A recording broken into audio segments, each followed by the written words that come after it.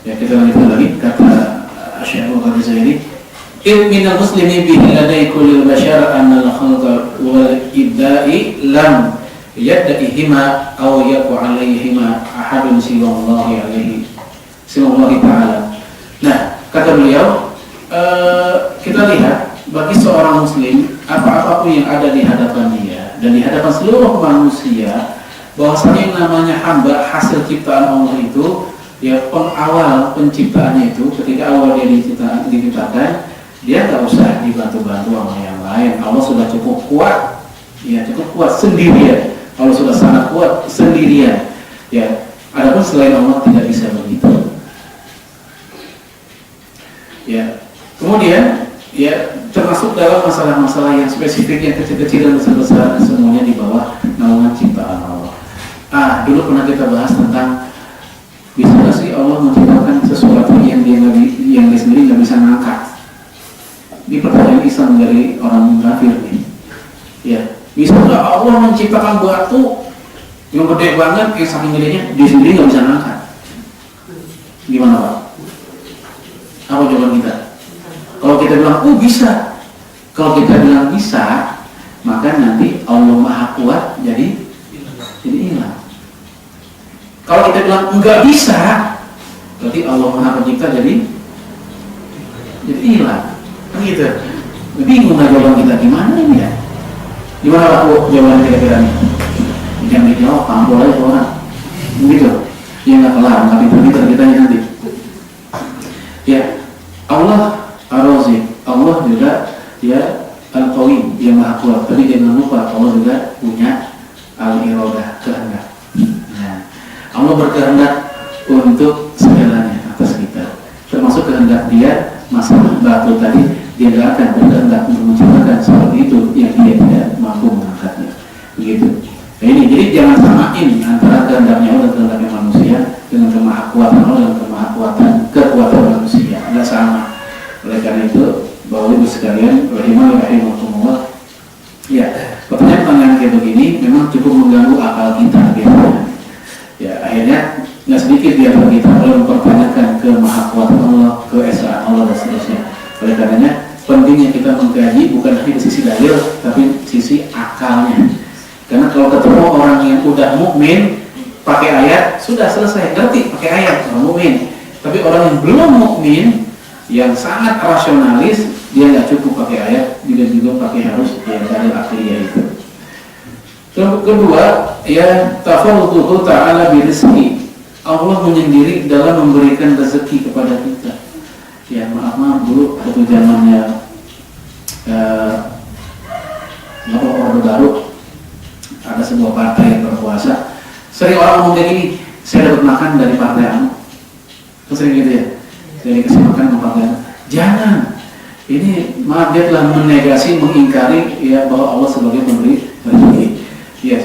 Kalau orang dalam pemahaman terhadap rezeki, maka sikap dia akan seperti Imam Hasan Al-Basri.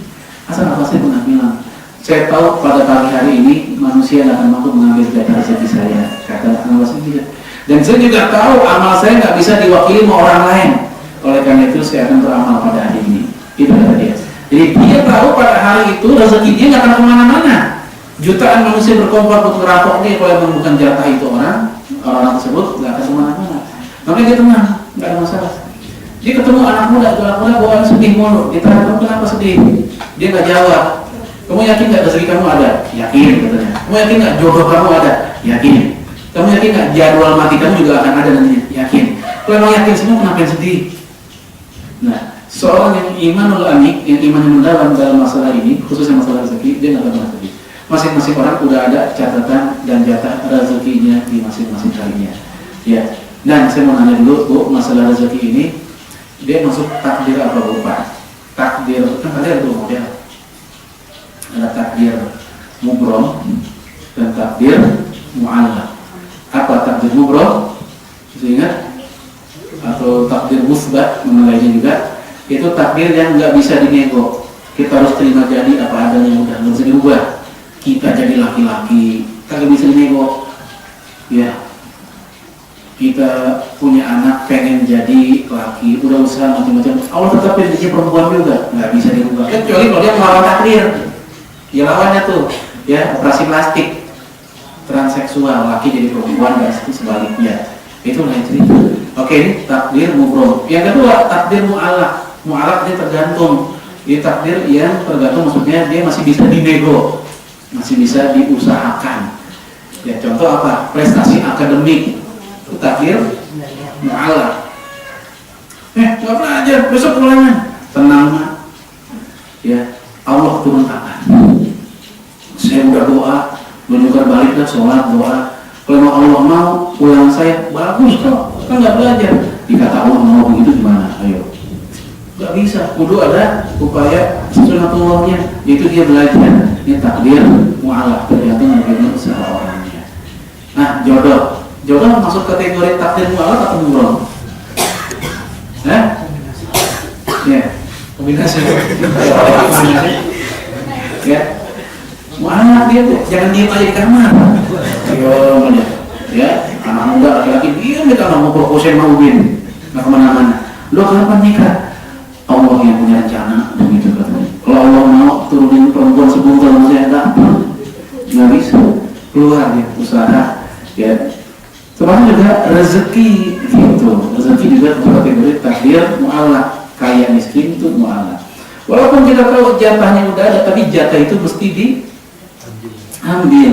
Pintunya udah ada nih, pintu rezeki buat kamu, pintu. Kagak dibuka tuh pintu, dia nggak bisa, bukain sendiri. Itu dengan apa bukanya? Dengan kerja, usaha keluar rumah, gimana gitu. Ini takdir mu'alak, itu rezeki. Ya. Itma min hayawanin salihin fil ghubara aw sabihin fil ma. Jadi semuanya tuh, mau hewan yang ada di daratan, yang di gurun pasir, yang ada di air, ya, atau juga al-mustaqinun fil ahsya. Illa Allah Ta'ala khaliqu rizqihi. Jadi semuanya Allah yang ngasih rezekinya, hewan juga, kita juga. Makanya Bapak Ibu sekalian, inilah sebab kenapa kalau ada orang, maaf nih, ada orang keluarga berencana KB, kalau tujuannya khawatir, takut miskin, ini arogan terhadap rezeki dari Allah. Ya arogan. Nah KB ada dua model, ada tahdidun nasl, ada tanzimun nasl. Apa bedanya? Kalau tahdid pembatasan kelahiran, 2 aja cukup, nggak yang lain, kagak nambah-nambah. Ini yang kagak boleh, tahdid. Tapi kalau tanzim, penataan, ditata, dibikin jarak, demi kesehatan si ibunya juga, ya itu nggak apa-apa. Ya karena hak bayi disusui sama ibunya berapa lama Bu? 2 tahun. Ya, ini baru baru nyusuin anak 3 bulan. Totalnya isi lagi. Biasanya berhenti tuh air susu. Jadi hak si anak untuk 2 tahun disusui, jadi terhenti juga. Ini jangan salah bapaknya, bapaknya emang begitu. Ya, berarti ini membuktikan secara gak langsung Islam itu mengakui adanya tanzimun nasl, penataan sampai 2 tahun dia selesai disusui. Ini tidak ada masalah. Tapi kalau tahdid, pembatasan kelahiran, apalagi dengan alasan aduh anak banyak, susah, hidup semakin susah. Ya kalau orang dulu bilang banyak anak banyak rezeki, nggak salah-salah amat sebenarnya, nggak salah juga kok. Karena anak kita, bisa kita punya anak 10, meninggal 2, alhamdulillah masih ada 8 kan gitu. Kalau sepi rumah punya anak 2 doang, tinggal 2 habis. Ya artinya apa? Ya kalau seandainya kita udah tua nih ibu bapak sekalian, kagak ada yang ngurus, berarti apa? Rezeki kita ya dari anak yang udah meninggal siapa yang ngasih? Kan kita masih punya anak yang lain, banyak anak banyak rezeki. Ya punya anak, ibarat pohon lah, punya pohon mangga, itu pohon berbuah, ada 20 buah, nggak semuanya manis, ada yang manis, ada yang enggak. Anak kita juga begitu sama, nggak semuanya hidupnya enak. Ada anak kita yang hidupnya mungkin biasa-biasa saja. Tapi anak yang kedua, kok lancar banget rezekinya dia nih.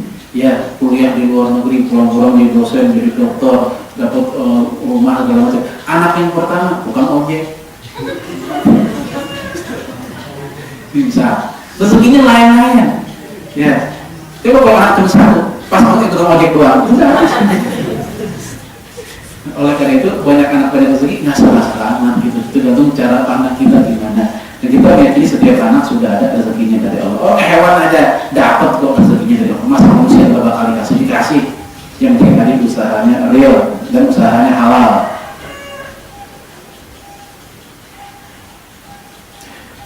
Ya, maka fa minan namlati ka asghari hayawanin. Maka mulai dari binatang paling kecil seperti semut, ya, ilal insani alladhi huwa akmal, sampai manusia dan dia adalah makhluk yang paling sempurna, ya, wa arqa, dan juga yang paling tinggi anwa'ihi, jenisnya, manusia yang paling sempurna jenisnya. Maka semuanya itu mendapatkan kullu muftaqirun ila Allah bi wujudihi wa takwinihi, dikasih kok kesempurnaan wujudnya, bentuknya dan seterusnya, apalagi rezekinya. Wa fi ghidha'ihi wa rizqihi, dikasih juga ghidhanya, pangannya, makanannya dan rezekinya. Enggak usah takut lah, intinya begitu. Ya, tetap yang penting ada operasionalnya, namun operasional ini tidak membuat kita mengingkari adanya peran-peran Allah seperti Qarun. Qarun itu mengingkari peran-peran Allah dalam rezeki dia, itulah membuat dia mendapatkan azab. Ya, saya pernah ngor murid-murid saya di Nurul Fikri. Kalau kalian dapat kuliah di PTN unggulan, ya yang pertama kali jangan jingkrak-jingkrak tapi sujud syukur. Ini dari Allah begitu. Nggak boleh mentang-mentang saya dapat ke kampus yang keren-keren, ITB, UGM begitu. Ini hasil kerja keras saya, banting tulang saya, peras keringat saya. Ya, apalagi saya rela belajar kagak ada henti-hentinya, mata saya ya hitam putih udah kecampur, udah kaki jadi kepala jadi kaki, kagak ada habis-habisnya. Kalau kita tanya doa gimana, alah doa mah kagak ngaruh. Ya Allah, ini gawat kayak gini. Ini namanya takabur. Ya, orang usaha tanpa doa takabur, doa tanpa usaha ya tahayul, doa tanpa usaha ya mimpi, doa doang gitu. Ya Allah, ya masukkan saya ke UI, amin. Udah, main bola udah ada. Gimana dapat? Jadi doa tanpa usaha mimpi, ya usaha tanpa doa sombong, seakan-akan dia yang ngatur hasil akhirnya. Kemudian yang ketiga, syahadatul fitrah al-basyariyah as-salimah bi rububiyyatihi ta'ala. Yang ketiga adalah dalil akalnya kesaksian fitrah manusia. Tadi yang saya istilahkan dengan nurani ketuhanan itu ada. Setiap orang itu punya. Ya, sampai-sampai orang apa istilahnya orang pedalaman, orang primitif aja kalau lagi ada musibah dia langsung ngeluarin sesajen. Itu tanda dia ngaku ada kekuatan lain selain dirinya dan manusia secara umum yang ngatur hidup dia. Cuman dia salah dalam penerjemahannya. Diterjemahkan ini dengan sebutan dewa. Ini dewa itu dikasih dah nampah sama nasi kuning. Salah dalam terjemahannya. Kenapa? Karena nggak ada wahyu yang membimbing, itu dia masalahnya. Nah, kalau kita dapat wahyu yang membimbing, disebutlah ini namanya Allah, ini namanya Rob, ini namanya Ilah. Begitu, itu bedanya. Nah, oleh karena itu sehingga ini menjadi semacam permasalahan begitu bagi para ulama. Nah, buat orang-orang kayak begitu kan. Jadi mereka sebenarnya mengakui adanya yang maha tinggi, yang maha mencipta, mereka mengakui. Tapi karena nggak ada yang mengajar, nggak ada nabi begitu yang membimbing mereka kepada wahyu, apakah mereka dapat azab juga? Begitu. Jadi ini ada sebuah komunitas dan sebuah zaman di mana ya seorang rasul dan nabi belum diutus ke situ, sehingga mereka nggak kenal tuh siapa Allah, mereka nggak kenal apa itu Rabbilah, mereka nggak tahu. Apakah mereka juga dapat azab? Apakah mereka juga berdosa gara-gara itu? Atau mereka dimaafkan karena belum ada dakwah di sana? Ini istilahnya ahlul fatrah, orang yang hidup pada masa-masa kekosongan kenabian. Apakah itu termasuk? Contoh siapa? Itu ayah Nabi sendiri, ibu Nabi sendiri. Ini pada masa kekosongan kenabian. Rasul kan belum dia akan menjadi Rasul, masih bocah saat itu. Nah, apakah ya Nabi, ayahnya dan ibunya masuk ahlul fatrah atau tetap dia masuk kategori zaman kenabian Isa alaihissalam gitu? Yang akhirnya bagi dia tetap neraka juga. Gimana Bu Pak? Kira-kira? Nah, di sini para ulama kita berbeda pendapat tentang masalah ini. Syekh Muhammad Al-Ghazali beliau mengatakan ayah Rasulullah, ibu Rasulullah itu ahlul fatrah, Sehingga ada hadis Sahih Muslim yang menceritakan bahwa ayah Nabi di neraka. Kan datang tuh anak muda, ya Rasul, bapak saya di mana? Ya, kata Nabi, bapak kamu di neraka. Itu anak muda sedih mukanya, sedih banget bapaknya neraka. Lalu Nabi balik lagi ngasih tahu, bapak saya udah neraka. Nabi ngomong kayak gini supaya tuh anak muda jangan sedih banget gitu. Ada yang nemenin bapaknya neraka. Bapak kamu bapaknya Nabi lagi nemenin. Ya. Nah, hadis ini Sahih Muslim. Sementara ada ayat yang berbunyi, wa ma kunna mu'adzibin hatta nab'ats rasulah. Kami, kata Allah, enggak akan ngasih azab kepada kaum sampai kaum itu diutus seorang rasul. Ini gimana? Kan ayah Nabi hidup pada kekosongan kenabian, gimana itu? Nah, dianggap kisah tadi, dialog tadi, hadis Sahih Muslim itu bertentangan dengan ayat ini, sehingga enggak benar bahwa ayah Nabi tetap dia surga, ibunya juga, dan lagi pula ya Allah berfirman, wa kadzalika ja'alnakum ummatan wasata, dan kami jadikan engkau kalian, maksudnya Rasulullah adalah umat yang pertengahan. Maksudnya apa? Rasul itu pertengahan, nasab beliau, nasab keturunannya itu keturunan terbaik, keluarga terbaik yang pertengahan juga. Maka ketika menyebut keluarga Nabi, ayah Nabi, ibu Nabi ke neraka, sama juga mencaci maki keluarga Nabi. Ya, begitu. Ini kata yang mengatakan tidak benar bahwa ini keluarga ayah dan ibu Rasulullah itu kata mereka bukan ahlul fatrah. Tapi ulama lain mengatakan ya, mereka ahlul fatrah tidak hidup, mereka bukan ahlul fatrah, mereka tetap mendapatkan azab neraka karena hakikatnya mereka hidup pada zaman kenabian Isa alaihissalam. Buktinya apa? Pada zaman itu sudah ada ya saudara paman dari Khadijah bernama siapa? Waraqah bin Nawfal. Waraqah bin Nawfal itu pamannya Khadijah dan dia seorang pendeta Nasrani. Pendeta, berarti dia ngikutin agama siapa tuh Nasrani? Nabi Isa, ya, ngikuti kenabian Nabi Isa alaihissalam. Ya, saya nggak mau bilang Nasrani sebenarnya. Dia mengikuti kenabian Nabi Isa. Dan dia pun mengakui tentang kenabian Rasulullah. Makanya Waraqah bin Nawfal itu surga. Kenapa? Karena walaupun dia pendeta, dia kaum Nasrani saat itu, tapi dia masuk surga karena mengakui kenabian Rasulullah. Ya, beliau berpesan kepada Aminah, tolong dijaga. Misalnya Rasulullah saat kecil itu, karena ini merupakan namus berita besar, katanya. Dan aku bisa melihat dari tandanya itu di mana tompel di punggung Rasulullah. Nanti anak ini akan banyak musuhnya. Kalau aku hidup pada masa itu, aku akan menjadi pembelanya. Dan ternyata beliau wafat. Begitu. Nah, ini menunjukkan pada masa itu sudah ada orang beriman pada Allah, sudah ada orang beriman kepada Nabi Isa. Oleh karenanya ini menunjukkan bahwa ayah Nabi dan ibunya bukan masuk ahlul fatrah. Ini pada zaman Nabi Isa. Maka mereka, apa yang Nabi katakan bahwa mereka di neraka, iya benar mereka neraka. Karena mereka masuk kategori bukan orang yang iman kepada Allah. Ini kata kelompok yang kedua. Yang lain mengatakan oh enggak gini atau ini, kita tawakuf. Apa tawakuf? Komen aja. Ya, lagi pula kadang orang Arab itu ngomong ayah itu artinya paman. Ketika Nabi bilang ayahku di neraka, maknanya bukan ayah kandung tapi paman. Ini pendapat Dr. Yusuf Al-Qaradawi habis kata beliau. Bisa jadi ya yang dimaknai ayah di situ adalah paman beliau. Nah, paman beliau Abu Thalib memang di neraka. Gitu. Baik, ini Bapak Ibu sekalian, rahimahullah, ya fitrahnya manusia. Walaupun pada masa kekosongan kenabian, tetap dia ada mengakui adanya roh. Cuma mereka salah dalam mempersiapkan dengan menyebut ini adalah dewa Anu, dewa Sri, dewa Matahari, dewa macam-macam begitu.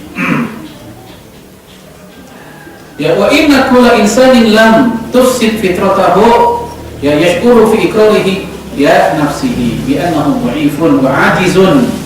Ya kata Bapak Zairi, semua manusia yang fitrahnya masih bagus, belum rusak, pasti ya dalam perasaannya dia ngaku kok. Yang fitrahnya belum rusak, perasaannya pasti ngaku dia itu lemah. Manusia itu lemah. Sekuat-kuatnya manusia siapa sih? Kena nyamuk aja malaria langsung. Malaria cuma atu nyamuk, atu. Kalau dia kawannya kekur, ototnya berkotak-kotak ya batu bata. Ya, kuat banget. Nyamuk atu malaria, besok demam. Sama nyamuk aja demam. Ya, bukan nyamuk dah. Yang lebih dikit dari nyamuk apa Pak? Virus. Karena virus masuk gimana? AIDS dah. Nah, kita lihat manusia itu lemah.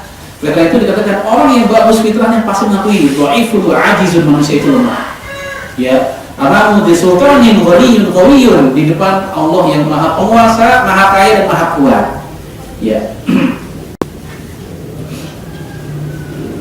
Mungkin Bapak Ibu sekalian pernah kan mengalami sebuah kondisi atau keadaan masalah hidup Ya memang kita merasa nggak percaya. Ya kita selain kita mau lah kalau begini mah. Kayak begitu.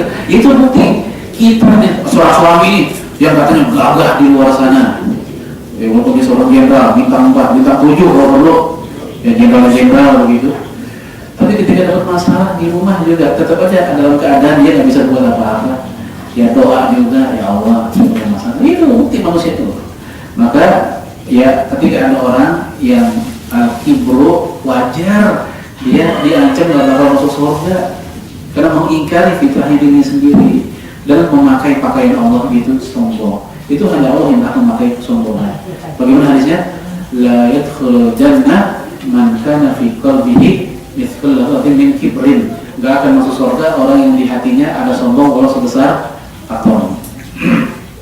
Yang terakhir ya tafarruhu ta'ala bil mulki li kulli syai'in, dan Allah menyendiri ya dalam posisinya sebagai al-mulk, sebagai raja ya atas segala sesuatu, dan juga wa tasarrufuhu ya al-mutlaq fi kulli syai'in, dan dialah secara mutlak yang berhak yang menguasai menggantikan ini semua, Allah yang mau begitu. Ya. Saya ambil contoh, di balik semua apa yang Allah lakukan kepada kita pasti ada manfaat, ada nilai, ada hikmahnya. Walaupun nampaknya begitu berat nampaknya ya. Saya ambil contoh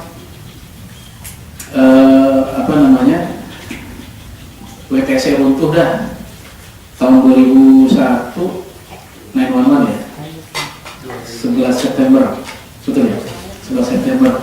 Gara-gara itu Bu, Pak, orang Islam dikata apa? Teroris kan? Teroris. Ada salah satu siswa saya, dia kuliah di Singapura. Sampai di Singapura di bandara, ya oleh pihak tugas bandara, pihak security-nya, yaitu dipanggil di sebuah ruangan. Ternyata bukan dia doang, banyak orang di situ. Banyak orang. Siapa mereka? Mereka adalah orang-orang yang bernama Muhammad. Yang punya nama Muhammad dikumpulin satu ruangan. Dianggap teroris semua. Coba, paranoid, saking takutnya dengan orang yang bernama Muhammad sampai orang yang punya nama Muhammad dikucilkan, disimpan dulu, ditanya atu-atu oleh mereka. Ini sekedar namanya Muhammad aja begitu.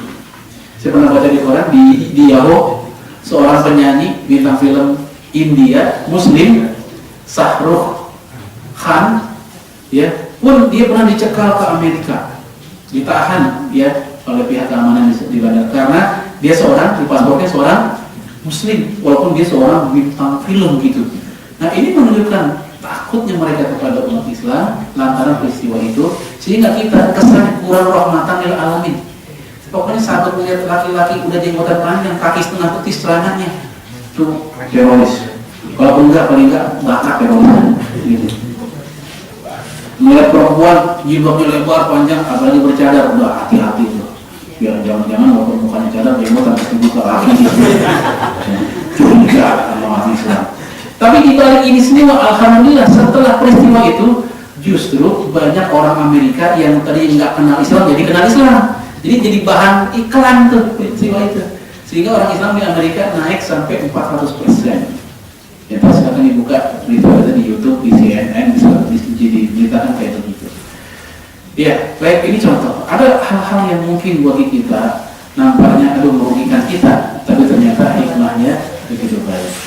Baik, ini aja. Saya mohon maaf sudah belum kelar-kelar banget, masih ada beberapa poin lagi. Tapi nggak apa-apa. Ini kita akan lihat nanti pada fasal salis, pasal yang ketiga tentang al-imanu ya bi'uluhiyyatillahi ta'ala lil awwalin wal akhirin. Keimanan kepada uluhiyahnya Allah ya dari awal hingga akhirnya. Baik, barangkali ada dialog. Aku qouli hadza wa astaghfirullahaladzim. Wassalamualaikum warahmatullahi wabarakatuh. Waalaikumsalam.